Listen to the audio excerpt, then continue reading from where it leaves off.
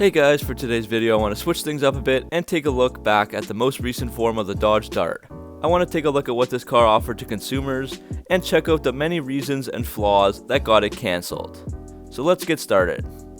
First off, we need to go back to 2012 when the first model of the Dodge Dart on the PF platform was released.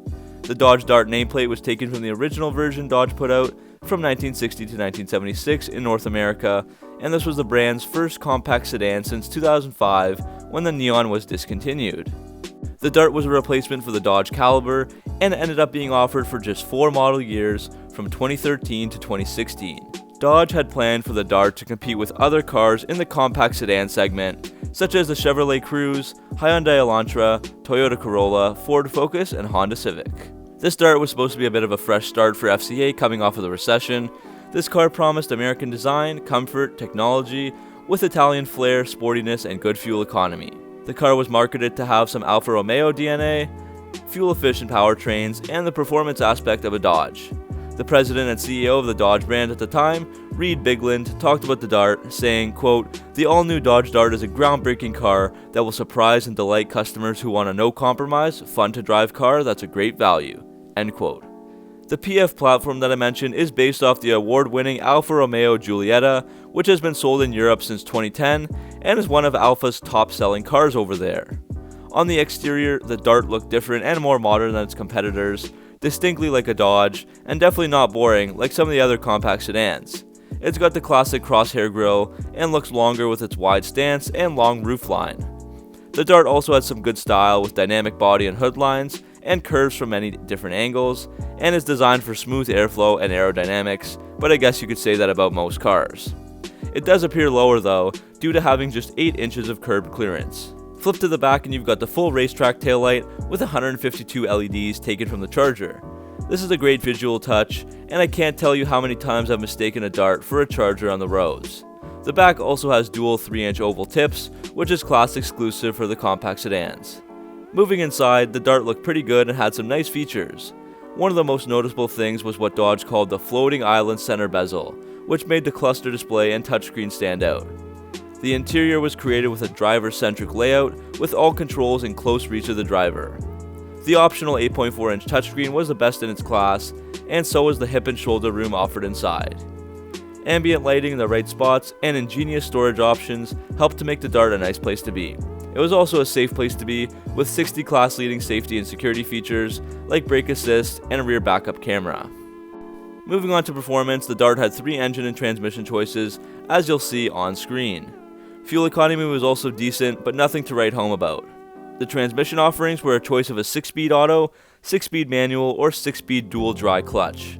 This powertrain was also the most diverse in its class. Overall, 0 to 60 happened in about 8.8 seconds. The Dart came in 5 trim levels: SE, SXT, Limited, Aero, and GT. Starting prices were very reasonable, at $15,995 for the base SE, moving up to $22,495 for a higher end model. Overall, the Dart had tons of customizable options, which I'll try to display on screen. There were 12 exterior paint colors, 14 interior color and trim combinations with 7 interior colors in cloth or leather fabric, 7 wheel options, 3 engine and 3 transmission options that we've been over, and tons of segment leading features like the dual exhaust, touchscreen, LED taillights, gauge cluster display, heated steering wheel, and more. So honestly, after hearing all this, the Dart doesn't seem like a bad car at all, and it looks pretty good to me as well. Dodge was certainly hyped up about it, as they tried to make back some of the $1 billion US that they spent on adapting the PF platform to the United States requirements over 18 months. Dodge even aired some big-time commercials for the Dart, with one TV ad during the 2012 MLB All-Star Game, and also there was a tie-in promo for the Fast and Furious 6 movie, also appearing in the video game for it as well. Nonetheless, on January 27, 2016, FCA announced that the Dodge Dart production would be cancelled, with no new model coming for 2017. A revived Dodge Neon actually replaced the Dart in some models, but that's a topic for a different video. To make things straight, between all the reviews and opinions out there, most people never actually say that the Dart is a bad car, but it just had a lot of flaws that caused it to fail. So we're going to look at some of those reasons why the Dart was cancelled, and some of its major flaws. The first reason that I have was that the Dart was rushed to production before it needed to be. To give a little context, when Fiat acquired Chrysler, there was a deal in place where if a car was built with 40 mpg in the US, Chrysler would give up 5% of their stock from the United Auto Workers Retiree Healthcare Trust to Fiat. So part of the reason the Dart was rushed was to get this stock benefit, and some people within the company felt that just getting the Dart to production was more important than doing it right. This started a whole slew of other problems as well. Chrysler originally wanted a 9-speed auto for the Dart to improve fuel economy and performance, but it wasn't ready for another 18 more months. Instead of delaying the Dart, they wanted that stock option, so they just released it with some crappy transmissions. Things got even worse when the first batch of Darts shipped to dealerships in 2012 only had manual transmissions. As we all know, in the US, over 90% of sales are automatics, so dealerships had lots filled with manuals and failing to capitalize on hot demand fresh off the press. There are even reports of dealerships just sticking the new Darts at the back of their lots because many people can't even drive a manual. This really started the downfall of the Dart right away. Another thing is that the GT model, the top-end model, also came late as well in 2013, over 1 year after the release of the other Dart models. The fact the car was rushed led to poor sales in 2012, and they never picked up, so eventually FCA just had to pull the plug and accept their losses on the vehicle. All in all, the car sold over 334,000 times, with the best year of sales being 2015 with over 87,000 sold. However, this car was in a very competitive segment where profit margins are low and sales need to be high. This might sound like an obvious reason, but in 2015, the Dart sticker price was just $15 more than the wholesale price, and the dealership holdback was only $520. So this car had tiny profit margins, and if they didn't sell many, it wouldn't make any money at all. Let's take a look at some of the sales figures of some of the Dart's competitors over the same time frame, from 2012 to 2016. The Honda Civic leads the way with 1.682 million, the Toyota Corolla is next at 1.293 million, Chevy Cruze is at 1.174, Hyundai Elantra 1.12, and the Ford Focus is at 1.071. So the Dodge Dart just simply wasn't selling enough to keep up with this segment, and it was cancelled. In fact, in the Dart's best-selling month in March 2015, it got outsold by 8 different competitors. In a press conference at the 2017 Detroit Auto Show, then FCA President Sergio Marchionne said, quote, "I can tell you right now that both the Chrysler 200 and the Dodge Dart, as great products as they were the least financially rewarding enterprises we've ever carried out inside FCA in the last 8 years." End quote. Also saying, quote, "I don't know one investment that was as bad as these two were." End quote. Another reason I have for the failure of the Dart, to help explain the lack of sales, was a product that failed to capture any new customers and strayed too far from Dodge's brand strategy. They are known for power, performance, looks, and versatility, and the Dart didn't really do anything great. While it was a good car, it just did everything to an average level with nothing to differentiate it from other cars. The Dart wasn't the fastest, or the most fuel efficient, or the most comfortable, or the most reliable, or the best of anything. It just isn't a class leader in anything other than the features I've listed earlier, which are interesting, but don't drive customer demand for this segment. People want fuel-efficient compact cars, and they likely don't care about things like tons of paint colors, interior colors, dual exhaust, or LED taillights. That's what the Charger and Challenger owners might go nuts for, but Dart buyers just want things like fuel economy and reliability, something that the Dart did not deliver well in. The Dart also had no built-in customer base, because as I mentioned, Dodge had not sold a compact sedan since 2005 with the Neon, so overall this made it a tough sell. One industry expert said it best, quote, "Compact cars are a hyper-competitive market segment. You can't launch an average vehicle and succeed." End quote.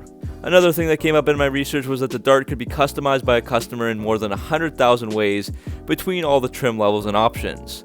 While this sounds really awesome, dealerships reported that this car was just a pain to order, with so many random packages and options with very few differences. The competitors all have 3 or 4 models, but the Dart just had too many to choose from, and once you started building it, it was overwhelming to both customers and dealers.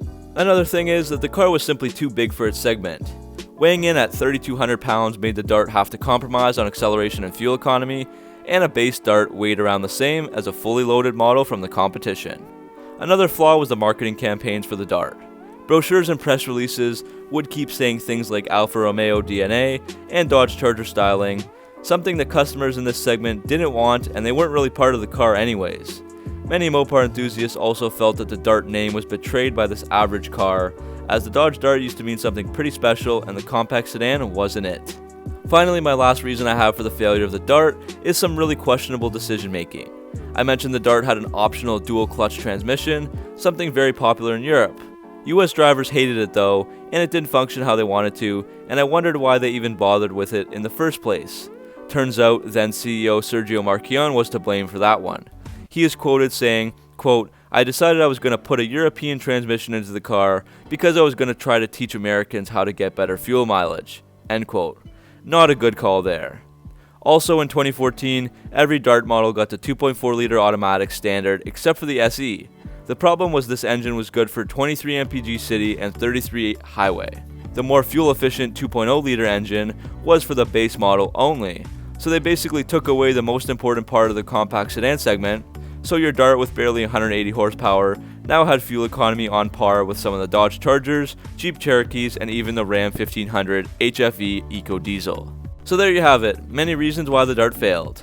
I think the combination of all of them just totally killed the car, and it just wasn't the right time for it. However, buyers shifted to prefer SUVs, and FCA pulled the plug on the Dart and ended up using the same plant to produce the Jeep Cherokee, which sells very well and has much higher profit margins, so there is some sort of positive outcome for them from the Dart failure. So that's the end of the video, guys. I have to say it was really cool to research this car and see why things didn't turn out how FCA wanted them to. If you like this type of video, let me know in the comments section below, and make sure to give some suggestions for a possible future video as well. Thanks for watching, make sure to like and subscribe for all your Mopar content, and I'll see you next video.